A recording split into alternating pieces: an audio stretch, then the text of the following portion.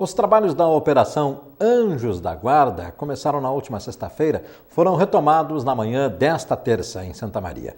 A operação reúne as delegacias de proteção ao idoso, à mulher e à criança e ao adolescente e investiga denúncias registradas no último semestre de exploração de crianças e adolescentes e de maus tratos contra idosos e mulheres. Quem nos traz mais detalhes acerca dessa operação é a delegada doutora Carla Almeida, titular da Delegacia de Proteção à Criança e ao Adolescente. Muito obrigado por a senhora ter vindo mais uma vez aqui conosco, trazer informações importantes junto com a comunidade. Operação Anjos da Guarda, delegada. Sim. Bom, na verdade, a Operação Anjos da Guarda, ela já foi realizada, tá? Nós realizamos ela em outubro. E ela é uma operação que ela entra no programa ou no calendário do Departamento Estadual da Criança e Adolescente, Sim, que é vinculado à Polícia Civil, tá? Então, nós realizamos essa Operação Anjos da Guarda 2 vezes no ano. Nós, a Delegacia de Proteção da Criança e Adolescente. A novidade que teve agora em outubro foi agregar não apenas crianças e adolescentes em situação de vulnerabilidade, mas também os grupos vulneráveis como um todo. Então, nós apuramos as denúncias anônimas, mais de 70 denúncias anônimas, envolvendo crianças e adolescentes. Em que período essas 70 denúncias? Foram apuradas essas denúncias em 48 horas. Não, me refiro a essas 70 são relativas a um semestre, seria? Isso, então houve mapeamento dessas 70 denúncias e todas relacionadas, no caso das crianças e adolescentes, relacionadas à pedofilia, à exploração sexual de vulnerável e maus tratos. No caso de idosos, maus tratos, e no caso de mulheres, a verificação do cumprimento das medidas protetivas.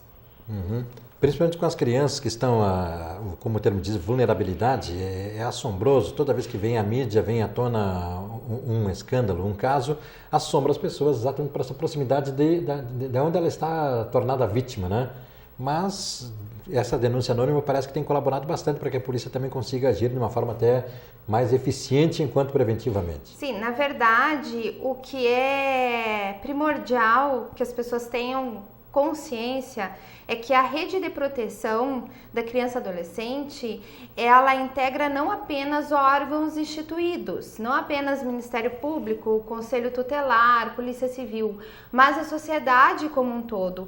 E por isso que é muito importante para nós as denúncias anônimas, porque elas serão apuradas, todas as denúncias anônimas. E dentro dessas denúncias, dentro desse quadro de denúncias, dessa colaboração que a sociedade presta para a apuração, qual é o de maior incidência? Qual é vamos dizer, o crime, a ação? Como é que eu poderia nominar isso? Com certeza, as denúncias anônimas que versam sobre maus tratos e pedofilia são as denúncias de maior monta que nós temos com relação a crianças e adolescentes.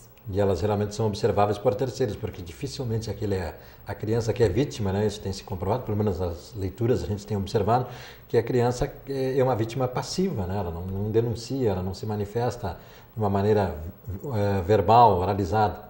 Via de regra, principalmente o abuso sexual, né, que uma das formas é a pedofilia, ele é praticado por alguém de dentro de casa.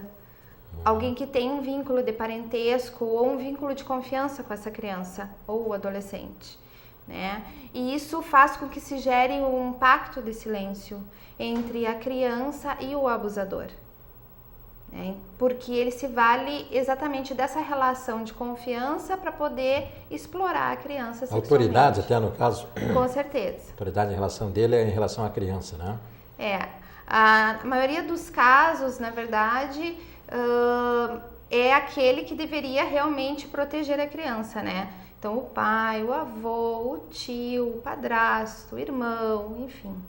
E em relação às chamadas incidências, dados, essa apuração que se pode dizer? Há algum perfil socioeconômico que se possa dizer onde há maior incidência? Olha, a polícia como um todo, e não só a polícia, mas quem participa da rede de forma institucionalizada, polícia, conselho tutelar, Ministério Público, as denúncias, elas acabam se limitando mais às classes menos favorecidas economicamente. Mas isso não significa que representa a realidade. Até porque nesses delitos sexuais contra a criança e adolescente, nós temos uma cifra negra ou cifra oculta de criminalidade muito grande nas classes médias e altas, né? E isso assim se justifica por várias razões, porque a rede ela não consegue alcançar também. Como eu já tinha falado antes, é o tipo de crime que acontece às ocultas. No âmbito intrafamiliar, fica mais difícil, né, de se chegar na classe média e na classe alta. Mas isso não significa que não ocorra, só que não chega ao nosso conhecimento de uma forma tão ampla quanto na classe menos favorecida. Esse ano foi um ano bastante difícil. Agora eu quero recuperar a força dessa palavra, desse sentido, desse conceito que a senhora está usando da rede.